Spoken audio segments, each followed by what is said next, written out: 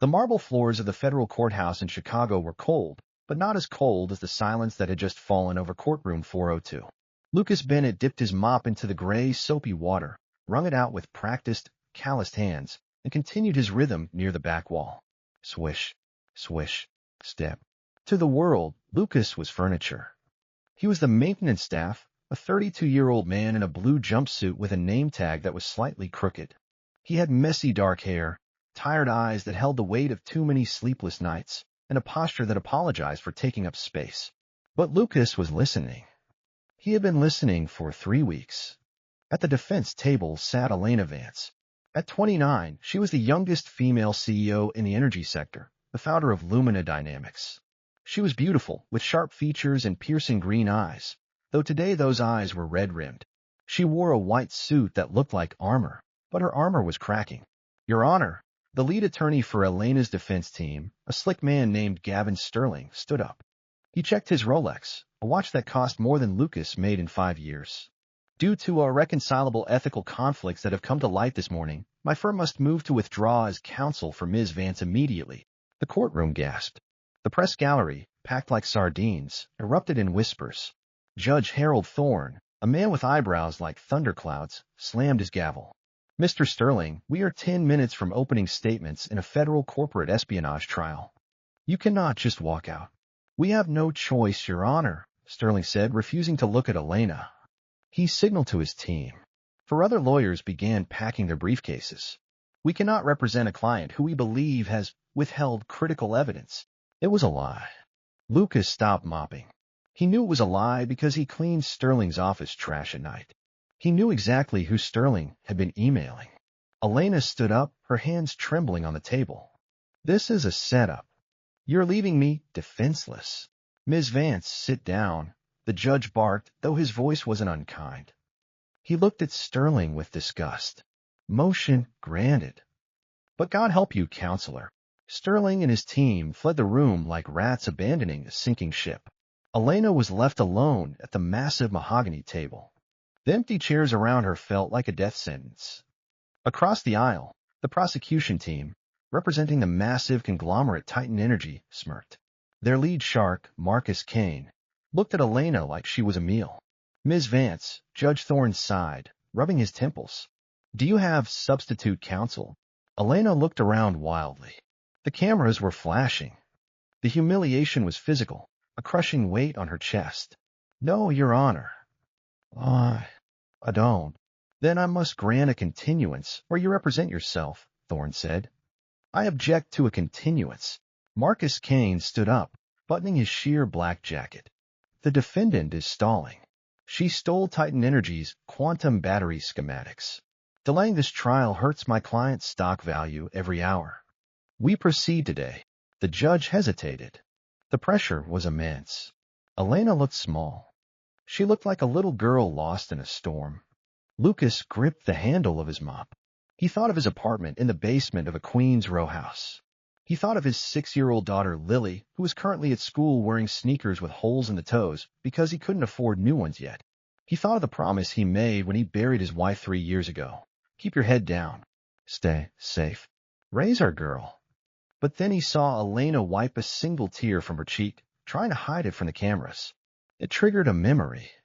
His wife, crying in a hospital bed, ignored by doctors because they didn't have the right insurance. The feeling of helplessness. Lucas let go of the mop. It clattered loudly against the bucket. The sound echoed like a gunshot. Everyone turned. The billionaire, the judge, the sharks, the reporters. They looked at the janitor in the corner. Lucas stepped over the wet floor sign.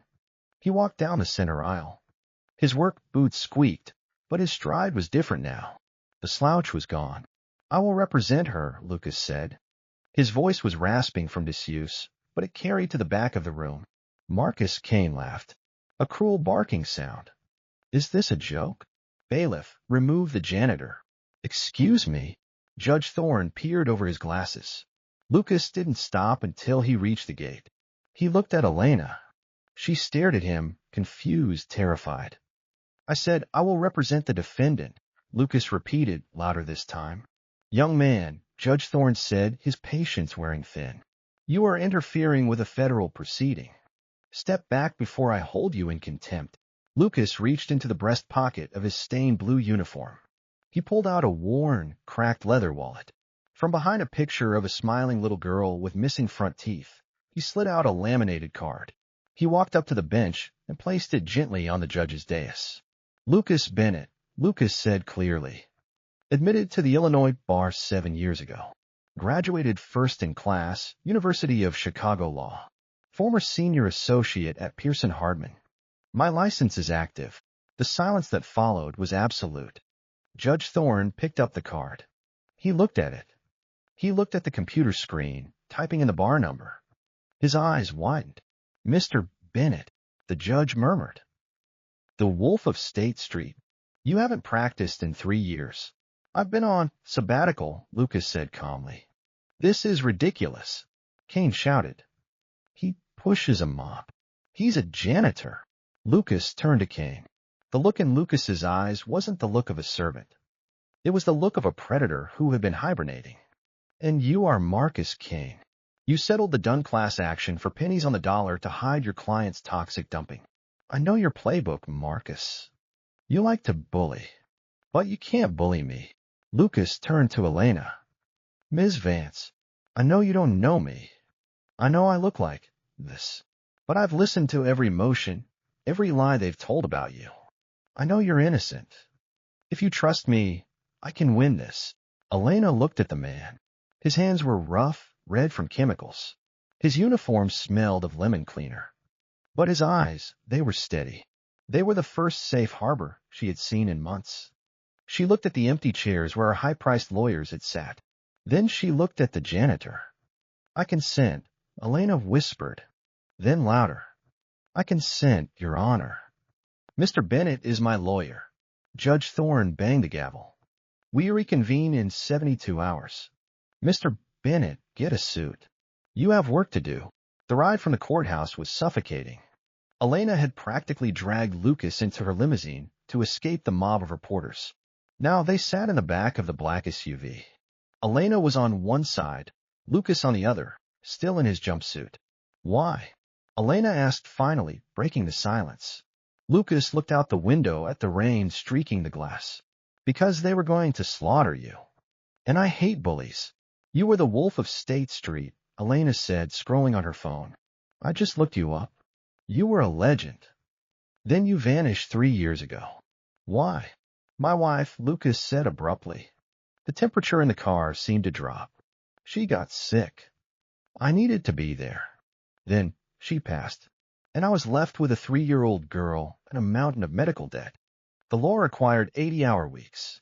Being a janitor meant I could clock out at 3 p.m. and pick up Lily from school. It meant I could be a dad. Elena fell silent. She looked at his profile, the sharp jawline covered in stubble, the weariness. She felt a pang of guilt for her own privileged assumptions. We need to go to my office, Elena said. No, Lucas checked his cheap Casio watch. I have to pick up Lily. Mr. Bennett, we have 72 hours to save my company and my life. I can't wait for her. My daughter comes first. Lucas cut her off. His tone was final. If you want my help, we pick her up, then we go to your place. Those are my terms. Elena blinked. No man had ever spoken to her like that. Usually, men bend over backward to please the billionaire so. This janitor treated her like a client, but he treated his daughter like the priority. Fine, she said. An hour later, the absurdity of the situation peaked. The limousine pulled up to a public elementary school. Lucas hopped out, and a moment later, a small girl with pigtails and a bright pink backpack came running out. Daddy! Lily screamed, launching herself into his arms. Lucas caught her, his face transforming. The hard, legal mask vanished, replaced by a smile so warm it made Elena's chest ache. Hey, Ladybug, Lucas kissed her forehead. We have a work adventure today. Is it a cleaning adventure? Lily asked. Sort of. We have to clean up a big mess. When they arrive at Elena's penthouse, a triplex overlooking Lake Michigan, Lily's eyes went wide. Daddy, does a princess live here? Elena couldn't help but smile. Hi, Lily. I'm Elena. You're pretty, Lily said matter-of-factly. Daddy needs a girlfriend. He's lonely. Lily. Lucas turned bright red. What? Grandma Chen says so. The ice was broken. For the next 6 hours, the dynamic was strange but effective. Elena had ordered 5 boxes of pizza. Lily was set up in the media room with Disney Plus and a slice of pepperoni. In the dining room, Lucas and Elena turned the table into a war room. Lucas had showered in the guest bath and changed into some clothes Elena's assistant had frantically bought, a charcoal suit that fit surprisingly well. When he walked out, Elena paused. Without the jumpsuit, clean-shaven, and in a suit, Lucas Bennett wasn't just handsome, he was commanding. Okay. Lucas rolled up his sleeves. Show me the employment contract of your former assistant, Chloe. And show me the internal emails from Titan Energy that your old lawyers missed. They didn't miss them, Elena said bitterly. They buried them. As the night wore on, the gap between their worlds began to close. They weren't billionaire and janitor anymore. They were partners. Around 2 a.m., Elena's composure cracked. They were reviewing a technical document about quantum voltage. She rubbed her eyes, and her hand knocked over a glass of wine she had been nursing. It shattered. Red wine splattered across the white carpet. No, no, no. Elena gasped. She dropped to her knees, frantically scrubbing with a napkin.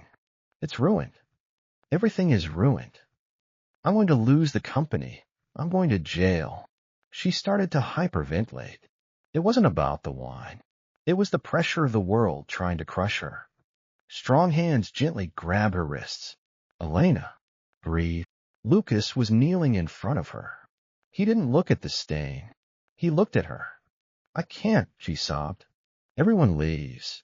My parents died when I was 20. My partners sold me out. My lawyers ran. Everyone leaves. I'm not leaving, Lucas said. His voice was low, vibrating with that deep, fatherly reassurance he used for Lily. And I'm not a lawyer who costs $1,000 an hour to tell you what you want to hear. I'm the guy who cleans up the mess. We are going to fix this. He let go of her wrists and grabbed a bottle of club soda and a towel from the cart. With efficient, professional movements, he dabbed the stain. See, he said softly. It's lifting. It's just a stain. It's not permanent. Elena watched his hands. Strong, capable, gentle. For the first time in years, she didn't feel like the CEO. She felt like a woman who was allowed to be vulnerable. Thank you, Lucas, she whispered. He looked up, their faces inches apart. The air crackled with a tension that had nothing to do with the law. He smelled of soap and rain. She smelled of expensive perfume and wine. Daddy, a sleepy voice from the doorway broke the spell.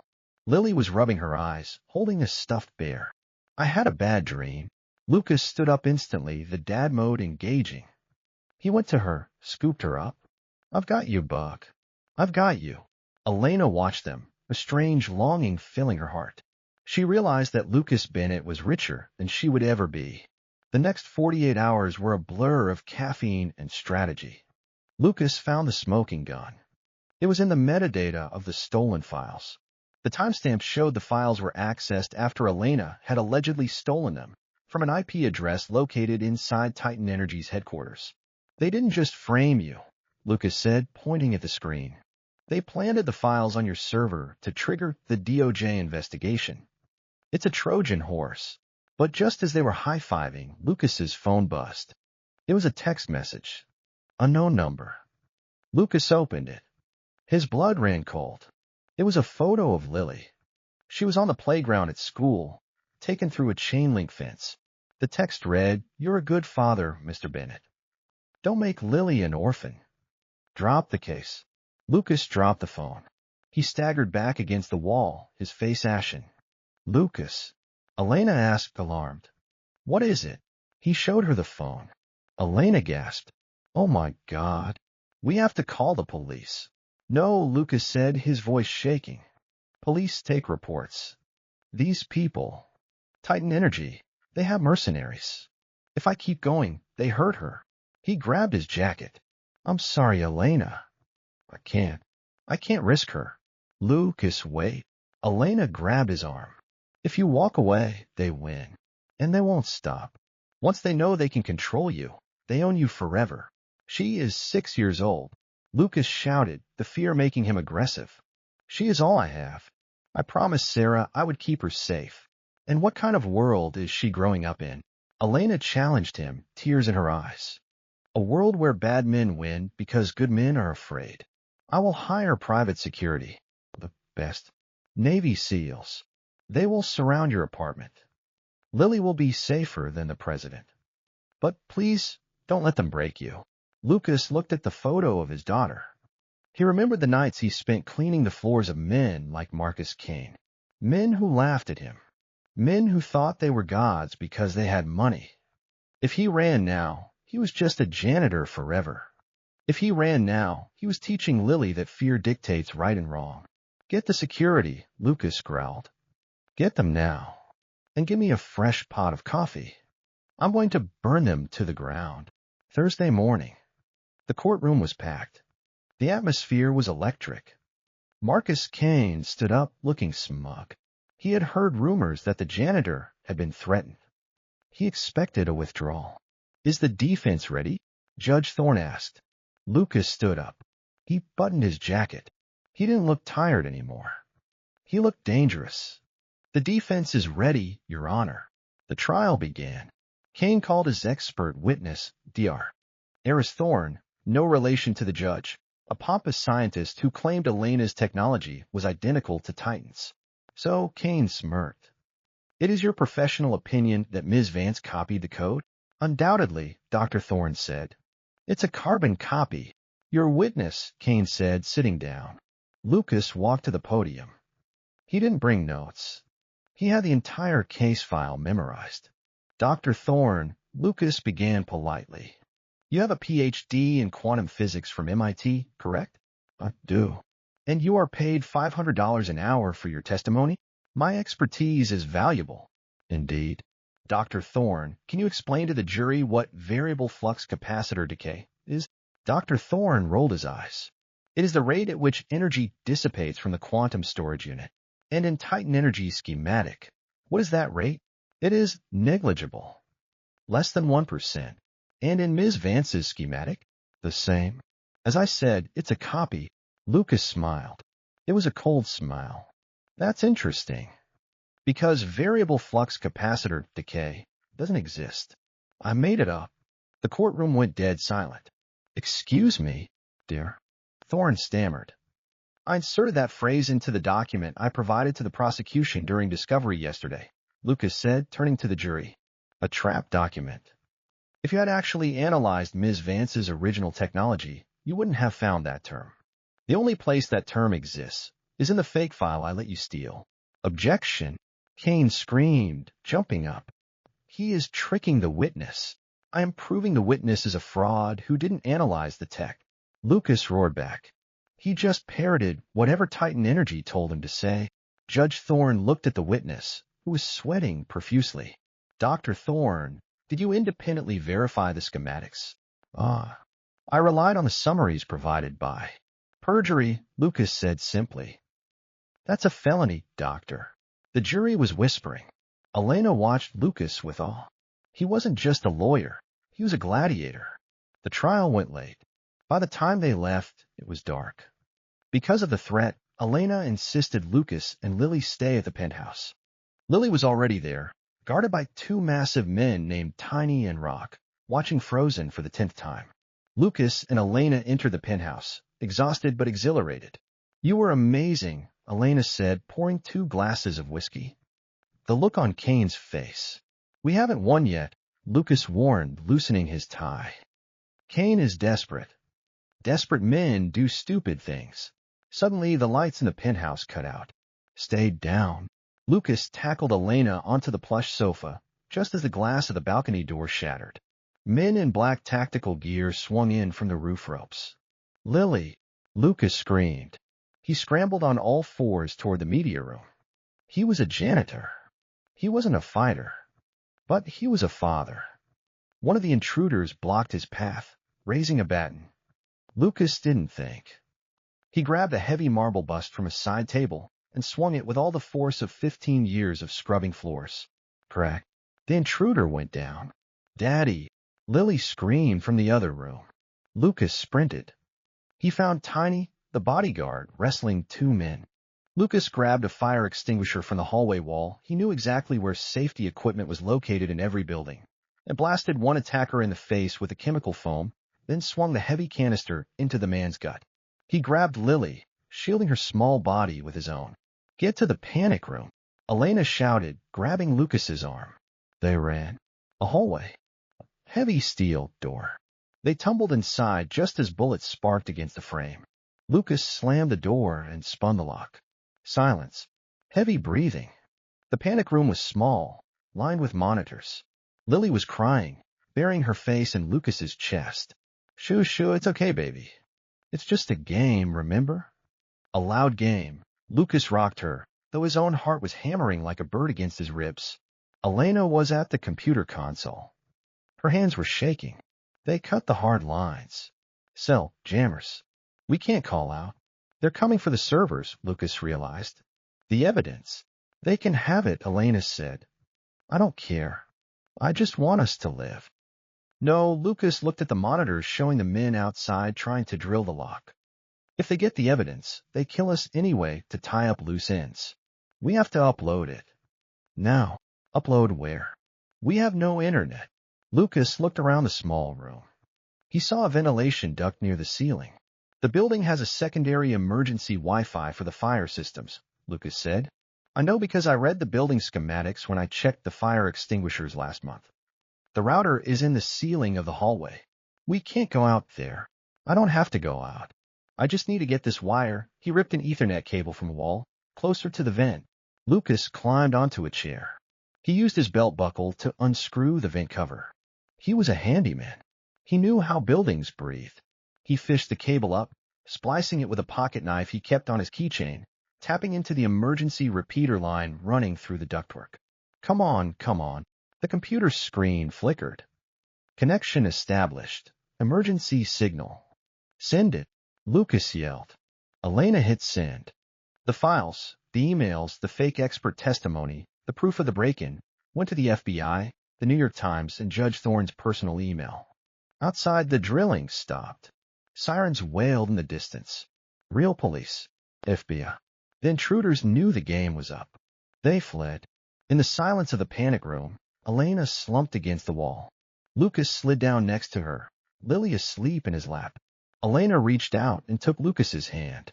Her grip was iron-tight. You saved us, she whispered. We saved us, Lucas said.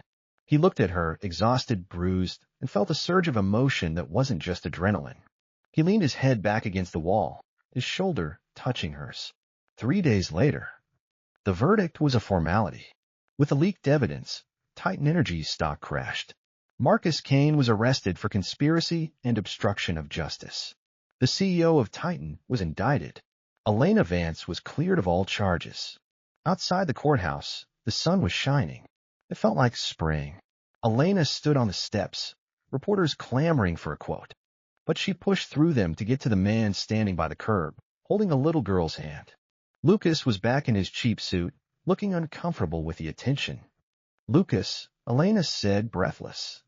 Congratulations, Ms. Vance, Lucas smiled. You got your life back. I want you to come work for me, Elena said immediately. General Counsel. Name your price. $500,000. $1 million. Lucas chuckled. He picked up Lily. That's a lot of money. You deserve it. You're the best lawyer in the city. Lucas looked at Lily, then back at the courthouse. I appreciate it, Elena. Really. But I'm not a corporate shark. I realized something this week. I don't miss the boardroom. I miss helping people who can't help themselves. So, you're going back to mopping floors? Elena looked horrified. No. I'm opening my own firm. Small. Storefront in Queens. Bennett Associates. We're going to help regular people. People who get ignored. Elena smiled. It was a sad smile, but proud. You're a good man, Lucas Bennett. But, Lucas added, a mischievous glint in his eye. I will need a retainer client to keep the lights on. Someone with deep pockets to fund the pro bono work. Elena laughed. I think I know someone. On one condition. What's that? Dinner. Tonight. Not pizza. Real food. And maybe a date. Lucas looked at Elena. The billionaire who wasn't afraid to get her hands dirty. The woman who had fought beside him. I have to bring a chaperone. Lucas pointed to Lily. I wouldn't have it any other way, Elena said. 1 year later. The sign above the door read Bennett Legal Aid. Inside, the office was chaotic. Phones were ringing. A line of people sat in the waiting area. A grandmother fighting an eviction, a veteran denied benefits, a teenager falsely accused of shoplifting. Lucas Bennett sat behind a desk that was cluttered with files and crayon drawings. He looked tired, but happy. The door chime rang. Elena Vance walked in. She looked radiant, carrying 2 coffees and a happy meal. Delivery for a boss, she said, kissing Lucas on the cheek. You mushy. Lily yelled from the corner, where she was doing her homework, at her own little desk labeled Junior Associate. How's the Empire? Lucas asked, taking the coffee. Boring without you. How's the revolution? Busy. Lucas looked at the line of people. Ready to get to work? Elena took off her designer coat, revealing a simple blouse. She sat down at the overflowing intake desk. Ready. Lucas watched them, his daughter and the woman he loved, working together to fix the broken parts of the world. He didn't feel like a janitor anymore. He didn't feel like a wolf. He was just Lucas. And that was enough.